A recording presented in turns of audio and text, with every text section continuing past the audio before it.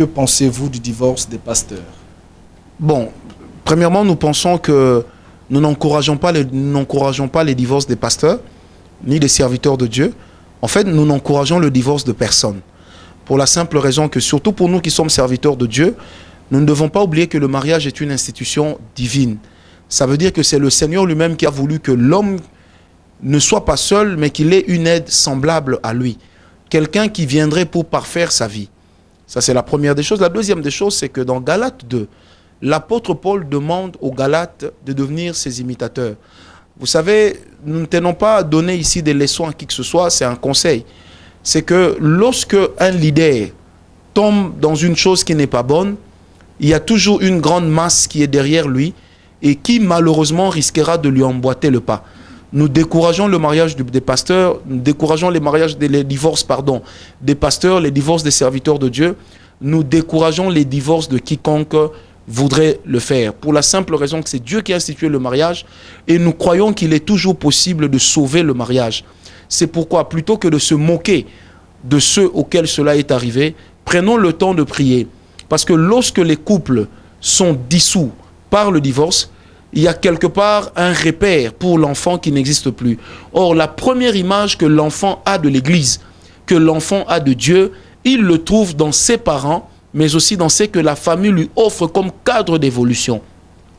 Ce qui veut dire que lorsque la famille qui est la cellule de base ne sait pas se constituer des souvenirs solides, et lorsque les parents, qui sont l'image de Dieu pour l'enfant, ne peuvent pas constituer pour lui des repères, en ce moment-là, on compromet non seulement la vie de ceux qui divorcent, mais aussi la vie de ceux qui dépendent de vous. Or, l'apôtre Paul dit également ceci, que pour être un bon pasteur, un bon ancien, un bon diacre, vous devez commencer par être un bon père de famille. Ceci engage que vous devez aussi commencer pour être une servante de Dieu, par être une bonne mère de famille. C'est pourquoi la Bible dit, celui qui a trouvé une femme a trouvé le bonheur. Ok, ma deuxième question serait, est-ce qu'un pasteur divorcé peut-il se remarier? Je ne m'hasarderai pas à être absolu dans ma réponse, mais je dirais tout simplement, aux pasteurs auxquels c'est arrivé de divorcer, lorsque nous retournons dans les Écritures, nous voyons noir sur blanc qu'ils ne doivent pas se remarier. Mais cela aussi dépend des lois ecclésiastiques en vigueur dans la communauté. Pour la simple raison que, je retournerai la question, un pasteur divorcé, entre se remarier et devenir aventurier, je pense que nous choisirons tous pour le moins, nous opterons tous pour le moindre mal. Sinon, la loi de Moïse disait que lorsque vous avez répudié votre femme, aussi vrai elle que vous, il est bon qu'aucun d'entre vous ne se remarie aussi longtemps que l'autre est en vie. Mais tenant compte des circonstances actuelles, je vous dis, l'apôtre Paul dit également qu'il est bon pour l'homme qui brûle de se marier. Or, il vous est déjà arrivé, présentement vous me suivez, vous êtes divorcé. Vous posez la question, est-ce que la femme ou cet homme acceptera que je puisse le reconquérir? Vous vous rendez compte que c'est devenu quasi mission impossible. Qu'est-ce que vous faites? Réunissez les anciens, que les anciens tablent sur cela. Après prière, le Seigneur donnera une réponse et vous saurez quoi faire. Mais quant à moi, je pense, comme le disait Paul, quant à moi, je pense que si ça vous est déjà arrivé, vous remariez, oui, mais vous remariez dans quelles conditions? Vous remariez pour véhiculer quel message? Et puis on doit savoir pourquoi est-ce que vous avez divorcé.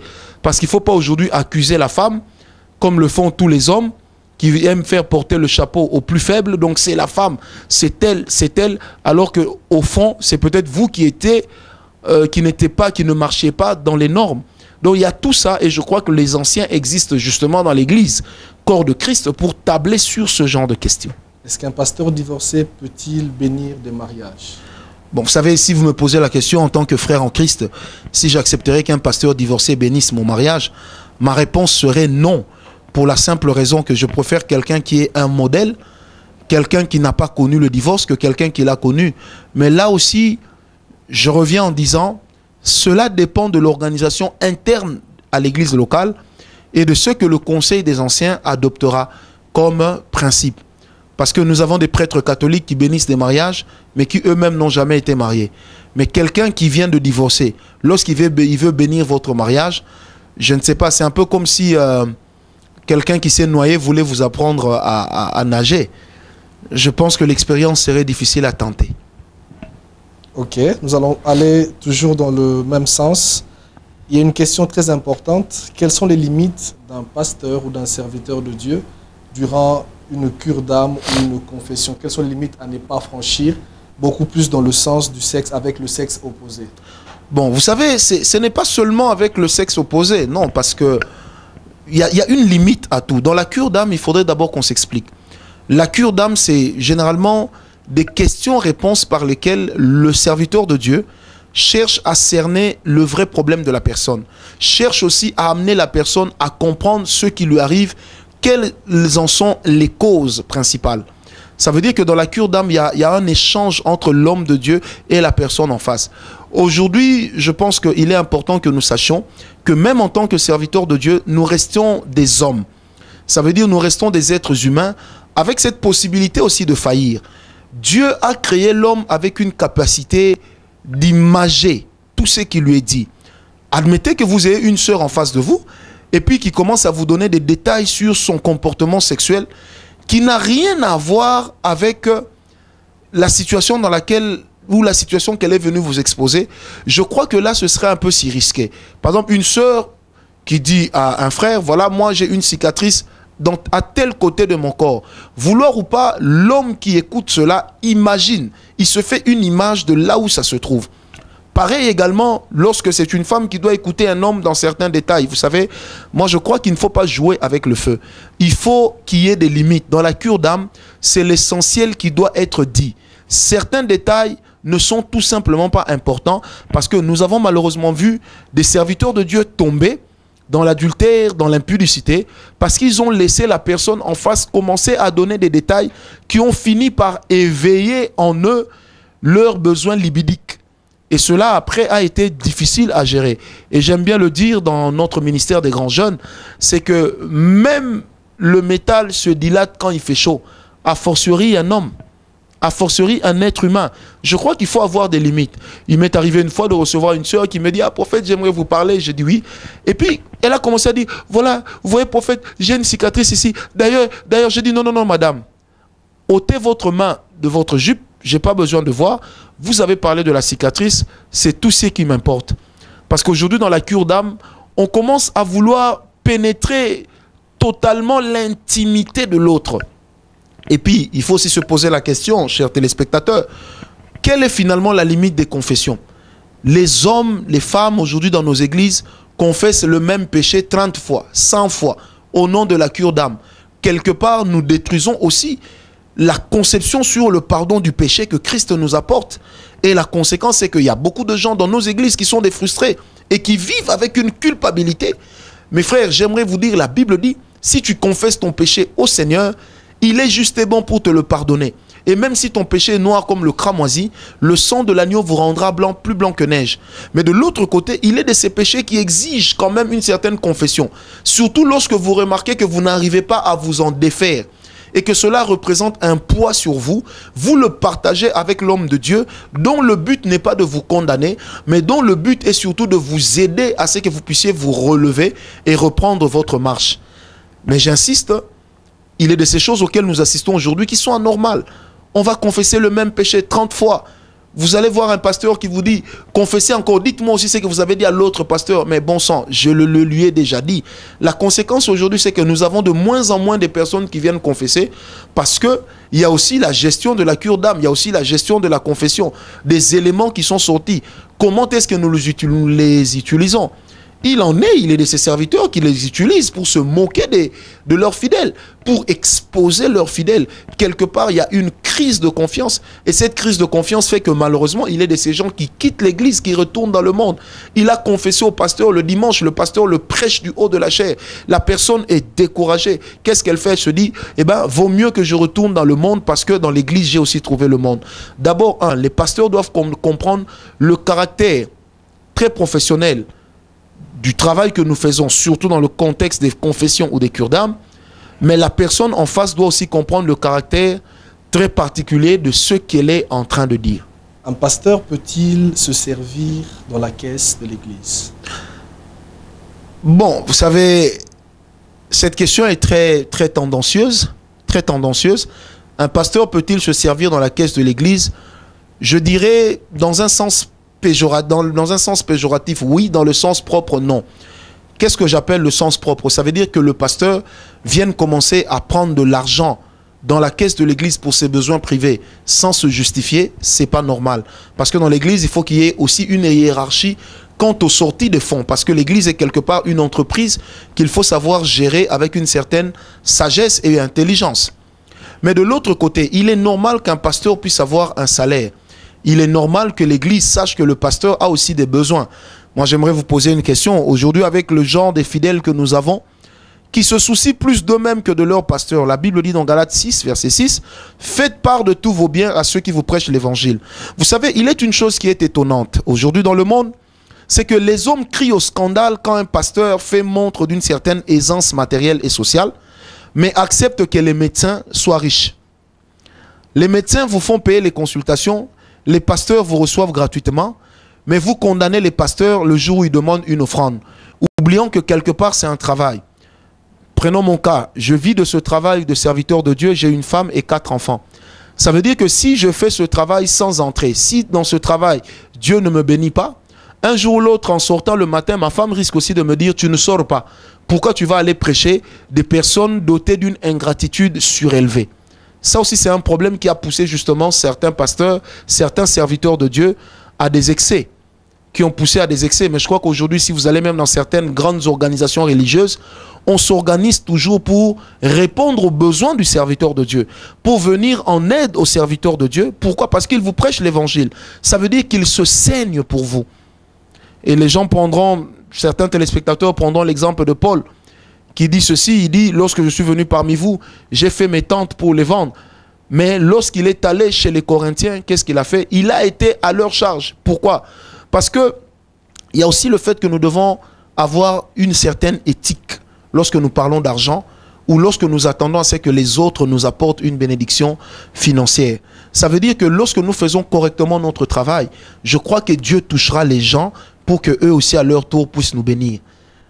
Lorsque nous faisons correctement notre travail en tant que serviteurs de Dieu, n'oublions pas que notre employeur, c'est d'abord le Seigneur. Et un ministère authentique dépend d'abord des finances de Dieu. Quel est le rôle reconnu des anges? Écoutez, les anges ont plusieurs rôles qui leur est dévolu et reconnu de par la parole de Dieu. Premièrement, c'est que les anges sont des adorateurs. Ce sont des adorateurs du Seigneur. Parce qu'il y a toujours une atmosphère d'adoration dans la présence de Dieu. Amen. Les anges existent et leur existence est prouvée dans les Écritures. Dans Hébreux 2, on parle de ces anges qui nous servent. Donc les anges existent et on ne peut plus remettre en question leur rôle, leur existence, pardon. Mais dans le rôle est diversifié. Il y a des anges qui servent le Seigneur. Dans leur service, c'est diversifié. Il y a des anges que le Seigneur délègue pour ses serviteurs. C'est pourquoi même dans Luc 4, il est écrit...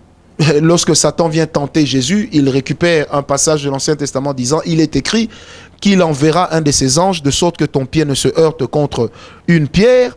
Donc les anges sont également utilisés par Dieu comme étant des messagers, tels que dans Luc 1, à partir du verset 18, vous allez voir par exemple Gabriel qui vient apporter un message au papa de Jean-Baptiste.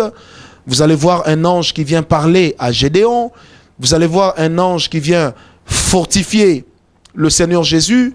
Vous allez voir un ange qui vient parler à Jean dans Apocalypse pour la mener vers la révélation. Vous allez voir également un ange qui vient aider Ézéchiel dans son périple spirituel. Donc les anges ont des rôles. Ils ont aussi un rôle de protection vis-à-vis de nous parce que nous parlons de l'armée céleste avec son chef qui est le Seigneur Jésus et son chef délégué qui est l'archange Michel dont le nom veut dire celui qui est comme Dieu. Donc les anges ont des rôles très diversifiés. Mais par contre, il y a des rôles que les anges n'ont pas. Mais à cause de certaines déviations, nous cherchons à le leur accorder. Par exemple, vous allez dire à un ange, va prendre l'argent, mets dans le sac de cette femme. Ce n'est pas le rôle des anges. Pour que l'argent entre dans le sac de quelqu'un, il faudrait que la personne travaille et reçoive sa paye. Certains considèrent aujourd'hui le travail comme une malédiction. Non, le travail n'est pas une malédiction. Déjà dans le jardin d'Éden, il fallait que l'homme travaille pour manger. Il fallait que l'homme puisse aller cueillir les légumes. Il fallait que l'homme puisse prendre ce que Dieu lui donnait à manger.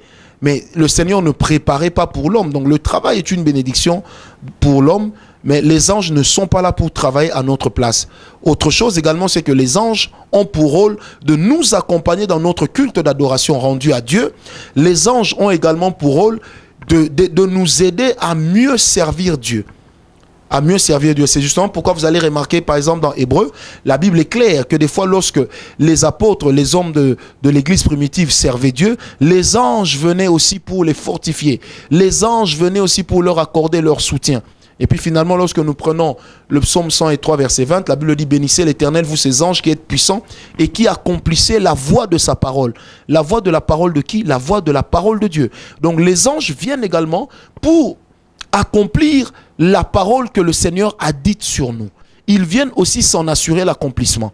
On voit par exemple dans le livre de Daniel, Daniel est en train de prier, il est en plein jeûne. Et qu'est-ce qui se passe? La réponse arrive, mais elle est retenue. Alors Dieu délègue un autre ange pour aller libérer le messager, pour aller libérer la réponse. Donc les anges ont plusieurs rôles que les Saintes Écritures leur reconnaissent. Est-ce qu'un ange peut-il apporter à un homme un enseignement? Vous savez, tout dépend de ce que nous appelons enseignement. Parce qu'un ange, par exemple, peut venir dire à Gédéon, vaillant guerrier. On peut dire que c'est un enseignement sur la force qui était en lui. Un ange peut apporter un enseignement, mais un ange, n'oublions jamais que c'est un délégué. Et au jour d'aujourd'hui, dans l'église, corps de Christ, dans l'église que nous sommes, selon 1 Jean 2, 27, c'est que la Bible dit, l'onction de Dieu que vous avez reçue vous enseignera toutes choses. C'est que la première entité qui nous enseigne, c'est le Saint-Esprit lui-même. La première personne qui nous enseigne, c'est le Saint-Esprit lui-même. Les anges peuvent venir nous apporter un enseignement que si le Saint-Esprit le permet. Mais il n'appartient pas aux enfants de Dieu d'aller prier les anges pour dire « venez m'enseigner ». Le premier enseignement nous est accordé par la parole de Dieu et la compréhension de cette parole qui nous vient comme une lumière que le Saint-Esprit nous apporte. Est-ce qu'un homme peut-il converser ou parler avec un ange tel qu'on parle avec un homme dans son quotidien? Écoutez, on ne peut pas aujourd'hui détruire les vérités bibliques. Lorsque Gédéon parlait avec un ange, c'était une conversation. Lorsque Zacharie parlait avec un ange, c'était une conversation. Lorsque l'ange parlait avec Marie, c'était une conversation. Lorsque l'ange parlait avec Joseph, c'était une conversation. Lorsque les anges ont parlé avec les saints, c'était des conversations. Lorsque l'apôtre Jean a voulu se prosterner devant l'ange et que l'ange lui a dit « Ne t'agenouille pas devant moi, je suis ton compagnon de service », c'était une conversation. Mais une conversation avec un ange n'est pas à l'initiative de l'homme. C'est à l'initiative de Dieu et de Dieu seul. Pour la simple raison que nous ne devons pas donner aux anges la place dévolue au Saint-Esprit. Nous ne devons pas donner aux anges la place dévolue à la personne de Christ ou de Dieu, comme cette tendance est actuellement entrée dans l'église aujourd'hui. Vous avez des gens qui s'attendent à des visitations angéliques. Pourquoi est-ce que nous n'attendons pas une visitation christologique? Pourquoi est-ce que nous... Puisque Christ a dit dans Jean 17 que ceux qui me connaîtront, qui garderont ma parole, à eux je me montrerai. Pourquoi est-ce que nous laissons toutes ces choses qui ont tant de valeur, mais nous voulons seulement traiter avec les anges? Traitons d'abord avec le Seigneur et le Seigneur pourra déléguer ses anges si besoin est. Quelle est la place des anges dans le service, dans un service qu'un homme de Dieu peut, un service de puissance? Quelle est la place ou la fonction des anges? Bon, les anges d'abord ont une fonction d'assistance parce que lorsqu'il y a un service qu'un homme de Dieu est en train de faire, premièrement, c'est le Saint-Esprit qui le pousse à le faire. Parce que la Bible dit c'est poussé par l'Esprit que les hommes ont parlé de la part de Dieu et non poussé par les anges. Deuxièmement, les anges non seulement qui nous assistent, ils nous accompagnent dans le travail. Lorsque nous sommes en train de libérer l'onction de Dieu, de libérer une parole, de libérer une voix puissante, eh bien, les anges aussi se déploient pour accomplir cette parole-là. Pour accomplir, cela est écrit, nous l'avions cité tantôt, le psaume 103, verset 20. Donc cela est écrit, il s'assure de l'accomplissement de la parole que nous déclarons lorsqu'elle vient de Dieu, mais non pas lorsqu'elle vient de nos fantasmes humains. Est-ce que dans un service de prière, nous avons eu à le constater, un homme dire, l'ange de Dieu te touche? Est-ce que cela est biblique? Vous savez, quelqu'un tombé. Vous savez, les anges de Dieu ne sont pas les dispatcheurs de l'onction. Les anges de Dieu ne sont pas des récipients qui viennent déverser sur les autres l'onction. Sinon, je crois que dans dans 1 Samuel 15, l'Éternel aurait envoyé un ange plutôt que d'envoyer le sacrificateur Samuel qui courait le risque d'être décapité par Saül. Les anges de Dieu ne prêchent pas la parole de Dieu et les anges de Dieu ne nous apportent pas l'onction. Le porteur de l'onction, c'est l'homme. Le donateur de l'onction, c'est le Saint-Esprit. Et il ne faut jamais l'oublier. Donc le Saint-Esprit nous donne l'onction, nous la portons en nous. Lorsque nous la libérons, eh ben, elle accomplit un travail pour lequel le Seigneur nous l'a donné. Mais les anges ne vont pas prendre l'onction pour la porter aux hommes. Déjà dans Exode 30, l'Éternel, lorsqu'il parle à Moïse, il lui dit comment doit se faire l'onction d'huile et comment il faut oindre Aaron et ses fils. Il n'a pas envoyé un ange. Dans toute l'histoire des Écritures, on n'a pas vu un ange aller oindre un homme. On n'a pas vu un ange aller, je répète, aller oindre un homme. Ça, on ne l'a pas vu. Les hommes sont oints par le Saint-Esprit. Les hommes sont oints parce que c'est le rôle que nous reconnaissons au ministère de l'Esprit aujourd'hui dans l'Église. Puisque la Bible dit que le ministère de l'Esprit est de beaucoup supérieur en gloire. Si Moïse, dans Exode 33, en sortant de la tente d'assignation, son visage brillait à cause de la gloire des pierres. La Bible dit combien à plus forte raison sera grand le ministère de l'Esprit. Nous sommes dans la période du ministère de l'Esprit. Les anges servent dans le ministère de l'Esprit, mais les anges ne sont pas le ministère de l'Esprit. La position de Christ ou le rapport entre Christ et les anges. C'est que Christ est supérieur aux anges. Je répète encore, Christ est supérieur aux anges parce que Christ est Dieu. Christ est Dieu. Alors, la Bible dit dans Hébreu, il a été élevé au-dessus du rang de ses semblables. Les théologiens nous disent qu'il a été élevé parce que Christ a été considéré comme un ange. Pourquoi est-ce qu'on le dit? Parce que dans l'Ancien Testament, lorsque Christ apparaît, ou les apparitions de Christ viennent comme celles d'un ange, mais d'un ange qui accepte la louange, d'un ange qui accepte l'adoration, comme l'ange qui apparaît au fils de Manoah, il accepte la louange, il accepte l'adoration. Il agrée cela. Alors qu'on voit les autres anges qui ne peuvent pas agréer cela. Donc Christ, dans l'Ancien Testament, était considéré comme un ange parce que le nom de Jésus n'avait pas encore été révélé. Mais une fois que le nom de Jésus a été révélé, eh ben, Christ est au-dessus des anges parce que Christ n'a jamais été un ange, mais il a été comme. Or, en français, lorsque nous parlons de comme, c'est un faux comparatif. Qu'est-ce que vous avez à dire par rapport à tous ces enseignements que nous entendons de part et d'autre dans le monde, dans la capitale, par rapport au ministère des anges? Vous savez, moi je crois que, je vais être sincère avec le peuple de Dieu, il y a tout un enseignement qu'on donne actuellement sur les anges qui vient en réalité du judaïsme, mais du judaïsme mystique. Il y a aussi un autre enseignement des anges que l'on entend aujourd'hui qui vient en réalité des loges de la franc-maçonnerie. On vous parle de l'archange Uriel, on vous parle de 72 anges principaux, des 12 anges, des 12 archanges. Écoutez, dans la Bible, on parle de 2 archanges principaux et un troisième. Le premier, on parle de Michael, on parle de Michel qui est venu lui répondre, celui qu'on appelle le chef de l'armée de l'Éternel, qui est venu libérer le messager Gabriel dans le livre de Daniel. On parle aussi de Gabriel déjà dans Luc 1, celui qui a apporté le message, celui qui a parlé à la femme, celui qui a parlé d'abord à Zacharie, ensuite qui a parlé aussi à Marie. C'est un messager. Alors, aujourd'hui, cet enseignement sur les anges vise tout simplement à détourner l'attention du peuple de Dieu. Parce que dès lors qu'on commence à prier des anges, ça veut dire que nous ne prions plus le Seigneur Jésus. Les anges ont été créés, mais Dieu n'a pas été créé.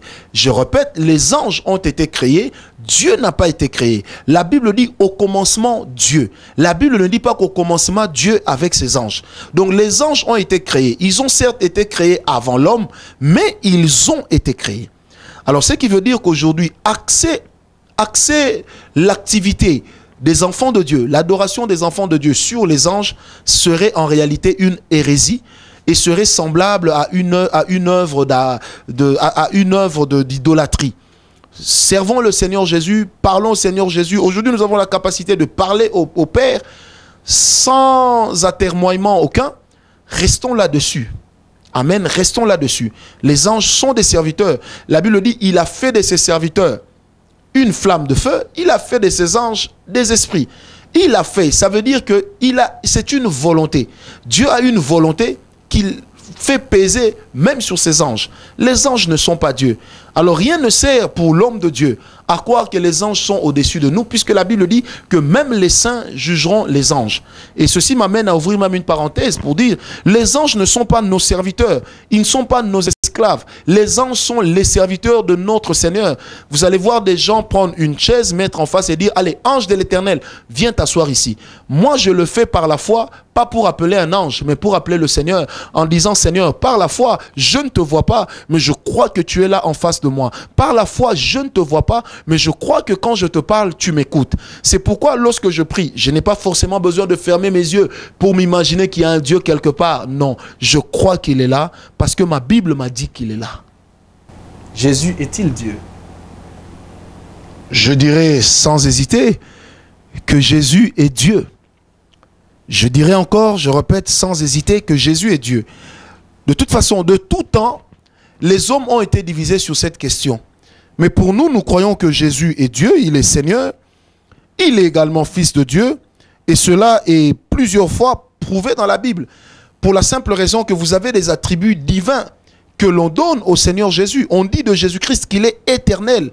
Dans Michée 5, verset 2, dans Jean 1, verset 1, lorsque la Bible dit au commencement était la parole, dans Jean 1, 1, au commencement était la parole, dans Genèse 1, 1, au commencement Dieu. Donc Jésus est Dieu. Parmi les attributs reconnus à Dieu seul, il y a l'omnipotence. Dans Matthieu 28, verset 20, dans Jean 3, verset 13, on voit Jésus être omniprésent, omnispresentia, ça veut dire qu'il est présent partout. On voit également que Jésus est souverain, or Dieu seul est souverain. Selon Acte 10, verset 36, Jésus est souverain. Jésus est omnipotent, donc il détient toute la puissance. Selon Jean 2, verset 24 à 25, Colossiens 2, verset 3, Jésus est puissant, Jésus est parfaitement juste. Jésus est immuable. Hébreux 13, verset 8, il ne change pas. Il reste le même hier, aujourd'hui et éternellement. Ce sont des attributs que nous ne reconnaissons qu'à Dieu seul. Jésus agrée l'adoration de ses disciples. Il agrée l'adoration de ses serviteurs. Cela n'est reconnu, n'est dévolu qu'à Dieu seul. Et puis finalement, selon Ésaïe, lorsque la vision de l'Éternel est apparue dans le temple, il a élevé le Seigneur. Mais lorsqu'on annonce l'arrivée, la naissance prochaine du Fils de l'homme, de celui qui viendra pour sauver l'humanité, vous allez lire avec moi, la Bible dit, un fils nous est né, un sauveur nous est donné. On l'appellera Père éternel. Pourtant, on parle de fils, mais le fils, on l'appelle aussi Père éternel. Dieu tout-puissant.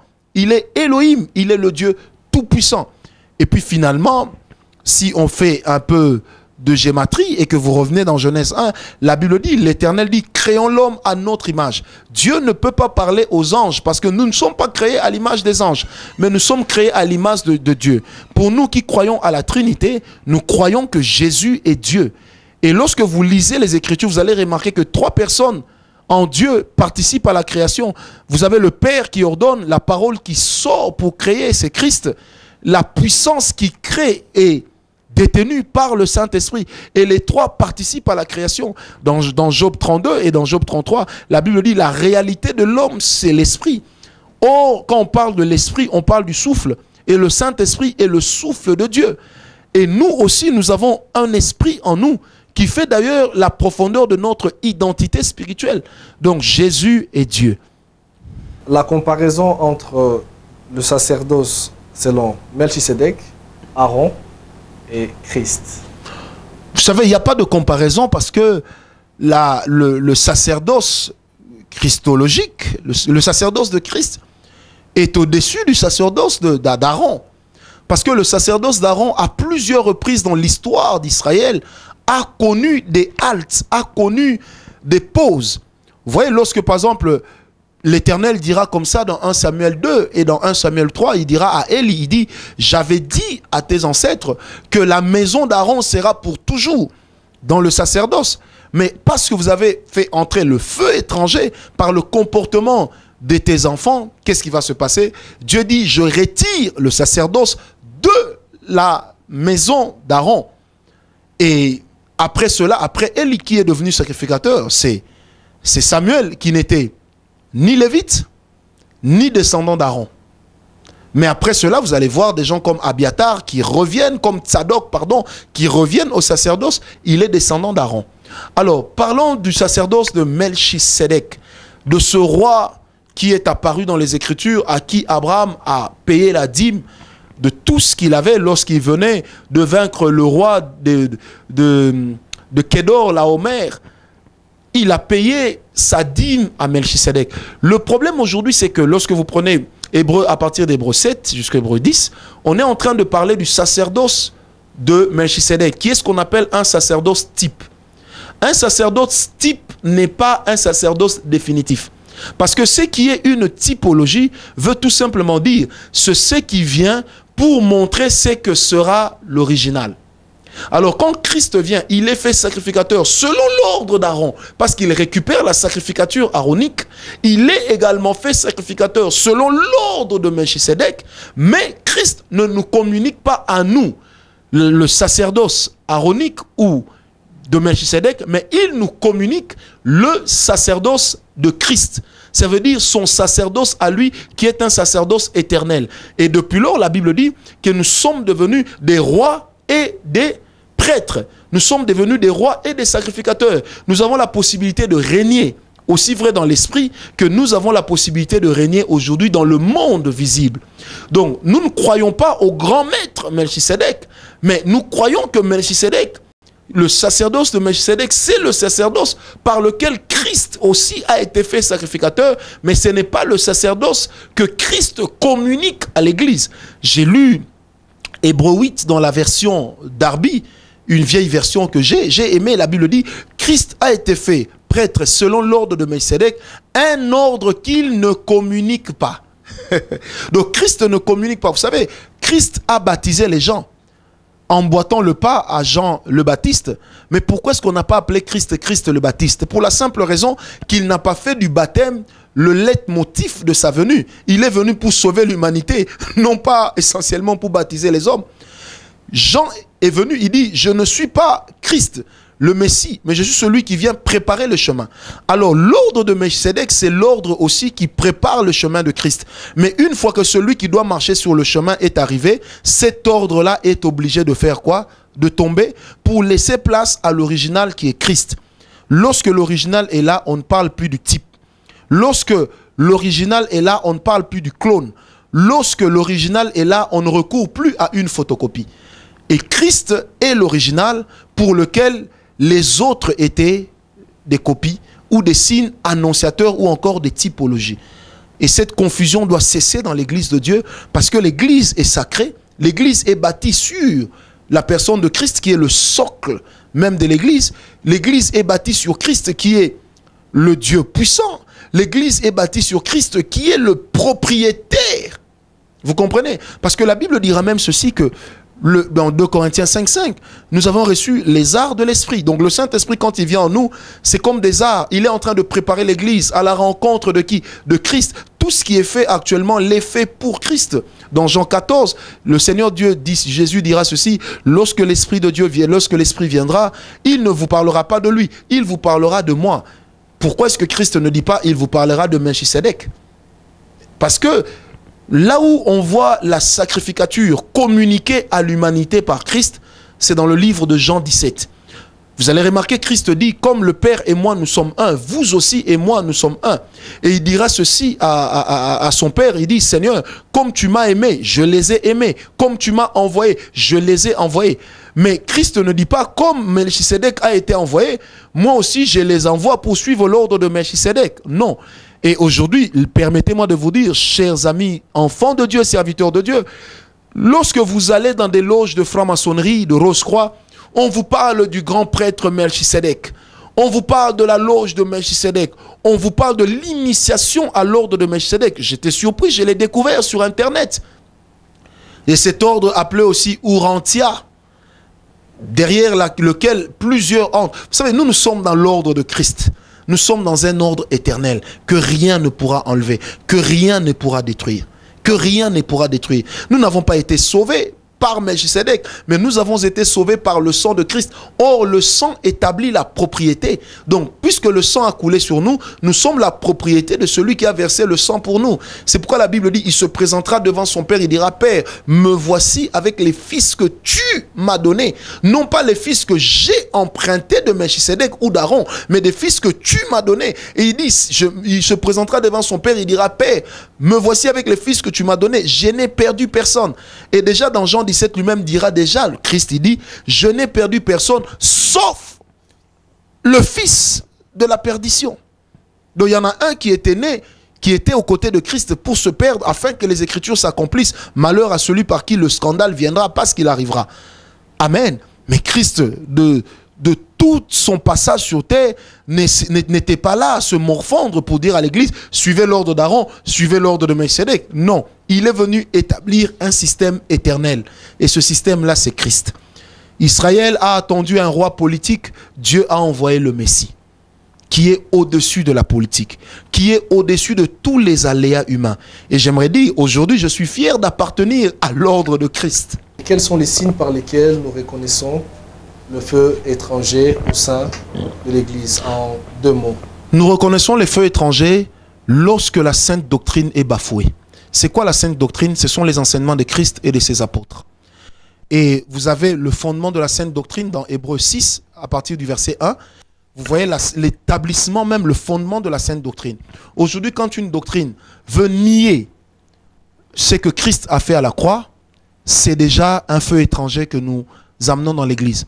Aujourd'hui, quand un évangile vous demande de prier des morts, c'est un feu étranger parce que Christ, notre Dieu, notre Jésus est mort, oui, mais il est ressuscité le 3e jour. Et la Bible dit dans Éphésiens 1, à partir du verset 19, que c'est le Saint-Esprit, l'a ressuscité des morts. Il est donc un témoin vivant, il est un Dieu vivant qui est assis à la droite de Dieu, le Père. 3e chose qui permet d'identifier un feu étranger, ce sont finalement tous ces enseignements qui veulent dérouter l'homme de Christ comme centre d'intérêt de vie chrétienne et qui veulent amener les gens en Israël, qui veulent amener les gens, je ne sais pas moi où, en Irak, parce que Abraham les terres sur lesquelles Abraham est né, c'est là-bas. Non, écoutez, nous restons dans Jean 4 où Jésus dit, l'heure vient et il est déjà venu où les vrais adorateurs adoreront le Père en esprit et en vérité. Ce n'est pas sur une terre particulière qu'on recevra une révélation particulière, mais si vous êtes là où Dieu veut que vous soyez, au moment précis, il vous parlera, il vous répondra. Donc nous voulons parler à l'église de Dieu en tant que serviteur de Dieu. Il s'est glissé parmi nous des loups ravisseurs. Il s'est glissé parmi nous un enseignement destructeur. Et cet enseignement, nous devons y mettre un terme. Vous ne vous convertissez pas pour devenir riche, mais vous vous convertissez d'abord pour aller au ciel. Et la Bible n'a jamais dit que nous deviendrons tous riches. Nous ne nous convertissons pas pour dominer nos semblables, non. Vous voulez occuper un poste important, étudiez, formez-vous. Ne restez pas en prière, attendre que l'onction vous prenne pour vous amener quelque part. Vous direz oui, mais le roi s'est souvenu de Mephibosheth. Mais Mephibosheth avait déjà des références royales parce qu'il était descendant de Saül. Donc il ne faut pas que nous puissions amener les gens dans une sorte de léthargie pour qu'ensuite nous puissions bien les tromper. Il y a beaucoup de feux étrangers. Cet évangile qui dit aux sœurs, viens, je vais faire sur toi la délivrance d'Élysée. Il monte sur la sœur, mais quand c'est un frère, pourquoi il n'accomplit pas le même acte? C'est ça le problème. Ça veut dire, vous avez aujourd'hui des enseignements libidiques, forcément basés sur les appétits sexuels, qui se sont glissés dans les églises. Vous avez des églises où on vous dit, il faut invoquer les morts, alors que la Bible dit qu'on n'entende pas chez toi des gens qui invoquent les morts. Des gens qui invoquent les morts. Vous avez des églises où le prophète ou le pasteur vous dit, je suis en contact avec ta mère qui est morte. Elle est en train de me dire ceci. En ce moment-là, vous qui êtes dans l'église, criez au nom de Jésus. Avec autorité et foi, cette manifestation va s'arrêter parce qu'elle n'est pas de Dieu. Elle n'est pas de Dieu. Et si nous devons laisser le feu étranger entrer, qu'est-ce qui va se passer aujourd'hui? Les occultistes vous diront, vous pouvez continuer à prier dans vos églises, mais tout en venant chez nous. Parce que nous avons la science de la lumière. Moi, j'ai lu les béatitudes. Christ a dit, c'est vous qui êtes la lumière du monde. C'est vous qui êtes le sel de la terre. C'est vous qui donnez la saveur à la vie. C'est vous qui devez apporter la lumière là où règnent les ténèbres. Et il est écrit que les ténèbres ne régneront pas toujours. J'exhorte mes bien-aimés à demeurer dans la sainte doctrine. j'exhorte mes bien-aimés à demeurer dans la sainte doctrine, parce que la doctrine, c'est un enseignement qui n'évolue pas. C'est un enseignement qui ne change pas. C'est un dogme. Que Dieu vous bénisse. Et comment peut-on vous contacter? Pour nous contacter, eh ben, au bas de votre écran apparaissent nos numéros, les emails, le site web. Vous pouvez nous contacter. Vous pouvez rester aussi en contact avec nos enseignements sur YouTube.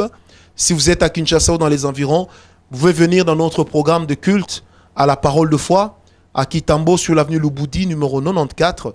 Vous pouvez garder contact avec nous. Nous sommes là presque tous les jours. Nous avons culte les mardis. À 16 h, nous avons un club pour la lecture de la Bible. Nous apprenons aux gens à lire la Bible, à méditer la parole. À 17 h 30, nous avons un enseignement biblique qui prépare l'Église à être servante de Dieu. Et tous les vendredis, nous sommes là à partir de 10 h pour prier en jeûne et jusqu'à 14 h. Et nous reprenons à 17 h jusqu'à 19 h 30. Et tous les dimanches, nous sommes là pour le premier culte avec la parole de foi. De 8 h 30 à 10 h 30, c'est un culte bilingue. Donc français lingala, et le deuxième culte de 11 h à 13 h est francophone. Que Dieu vous bénisse. Vous pouvez nous trouver partout sur Internet, particulièrement sur YouTube. Vous avez aussi notre page Facebook qui apparaît déjà au bas de votre petit écran. Que Dieu vous bénisse. J'espère que le Seigneur, au travers de nous, aura répondu à vos questions et vous aura apporté un plus. Que Dieu vous bénisse.